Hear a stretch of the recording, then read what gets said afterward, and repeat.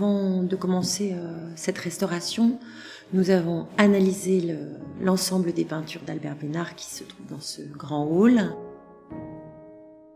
Dans un premier temps, pour restaurer ces peintures, il faut faire ce qu'on appelle le dégraissage. Donc on enlève une première couche de saleté accumulée au fur et à mesure des années. Pour ce faire, on a plusieurs moyens. Celui qu'on a choisi pour cette peinture est un mélange de travail manuel au coton qui permet d'abord de tester les zones colorées et leur fragilité. Puis dans un deuxième temps, un gel d'agar qui permet de capter la saleté et de la pomper à travers ce gel qui est ensuite rincé bien sûr et nettoyé.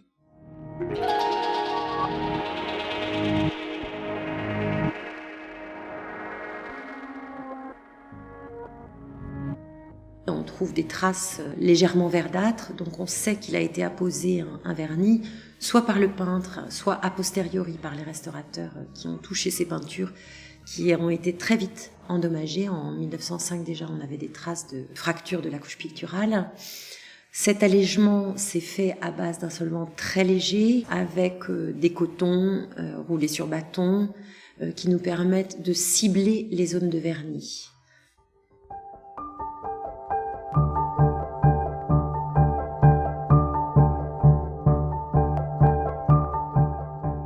Nous avons trouvé énormément de repeints, quelques-unes dans la peinture sur l'apparition des éléphants, quelques-unes sur l'apparition des chevaux. Les solvants utilisés sont là un petit peu plus forts.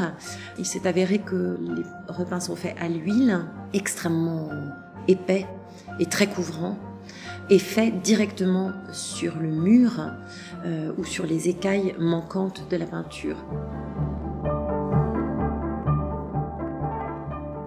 Puis, nous avons attaqué la phase de masticage, c'est-à-dire on recrée une couche picturale, la partie manquante. Donc cette couche picturale reliée par le mastic nous permettra de faire de la retouche et retrouver une lisibilité de l'ensemble.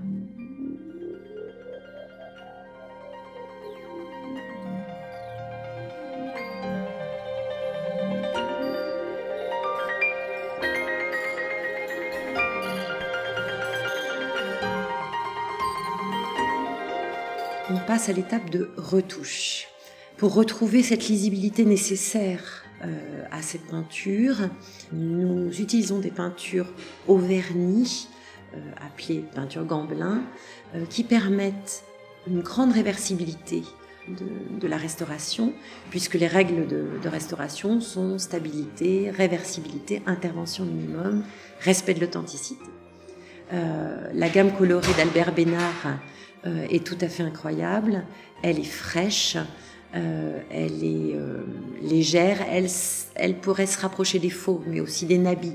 Albert Besnard est très difficilement rattachable à une école, mais il s'avère qu'en retouchant, on découvre la gamme colorée de ce peintre, faite de blanc, de rose, de bleuté, d'orangé. C'est une retouche très agréable à faire.